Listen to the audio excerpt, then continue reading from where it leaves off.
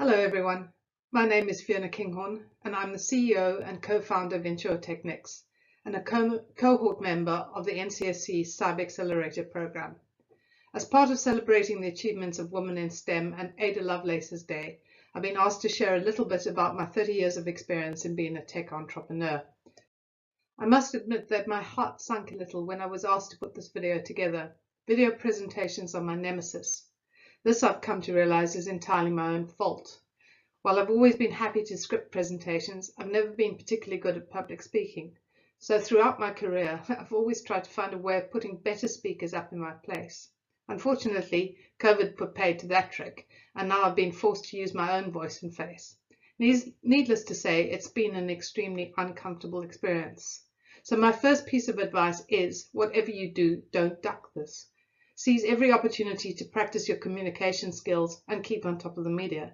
When I started out, it was good enough to write well. Now you need to be a reasonably competent video director and editor. This requires both creativity and technical skills.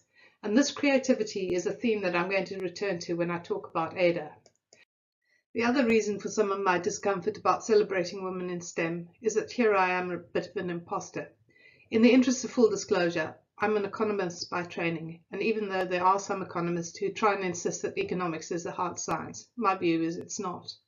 That said, for most of my career, I've worked in the tech sector and have had the privilege of working with exceptionally brilliant scientists, engineers, and mathematicians. These are the people I truly, truly treasure. I can show them the scope and shape of a problem, and they'll offer extraordinarily creative solutions.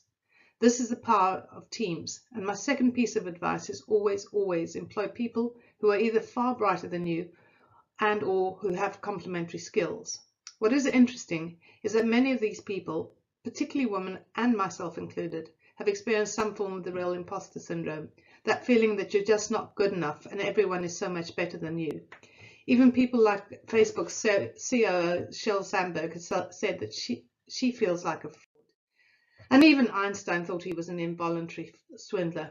I was listening to a venture capital talk recently about this syndrome. The general advice was to simply fake it until you make it. I cannot tell you how much I disagree with this. There's a world of difference between fake and authentic, and in the end, truth tends to play out. In my experience, a better approach is to acknowledge the feeling and then look at the real objective evidence. Yes, apply the science. Validate it with third parties. Mentors can help here, and use that to build your confidence. I also believe that it's really important to keep pushing yourself and not to fear failure. InsurTechnix is my 7th startup. While I've not yet succeeded in creating a unicorn, some of those startups have been very successful. But it was the one that failed that taught me the biggest lessons, both about myself and about business. It also taught me just how much of a role luck can play. I was 39, I just completed a successful exit of a fintech business, and I was convinced that startups were easy, and that I was fairly convinced that I was a genius. No imposter syndrome at that point. My next venture was a financial disaster. The product market fit was right and the technology was good, but the team was wrong. The CEO turned out to be an alcoholic and a gambler. Financially, the timing also wasn't great. We were just completing a £2 million fundraise when the dot-com bubble burst and the funding round was pulled. I then compounded the problem by trying to self-fund the business, and that very nearly cost us our home. This was an incredibly painful experience, and it took a long time to rebuild, but I'm now convinced it was the best lesson that I could have ever had. I learned how to deal with failure, and I also learned that a lot of my early success was simply down to luck.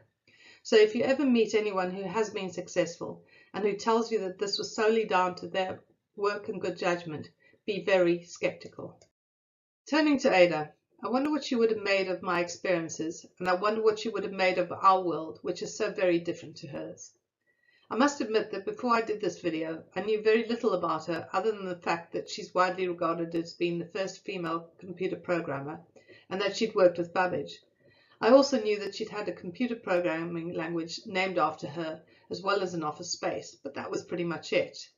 My first port of call was a guilt-free, yep, I've just paid my annual contribution, scroll through Wikipedia. There I learned that Ada's father had left shortly after Ada's birth, that she'd been brought up by a single mother who strongly encouraged her interest in maths and logic, and that at the age of 12 she'd wanted to fly and had constructed her own set of wings as well as plotting her entire flight course. So far, so relatively normal. But this was the mid-1800s, and Ada's father just happened to be Lord Byron, one of England's greatest poets.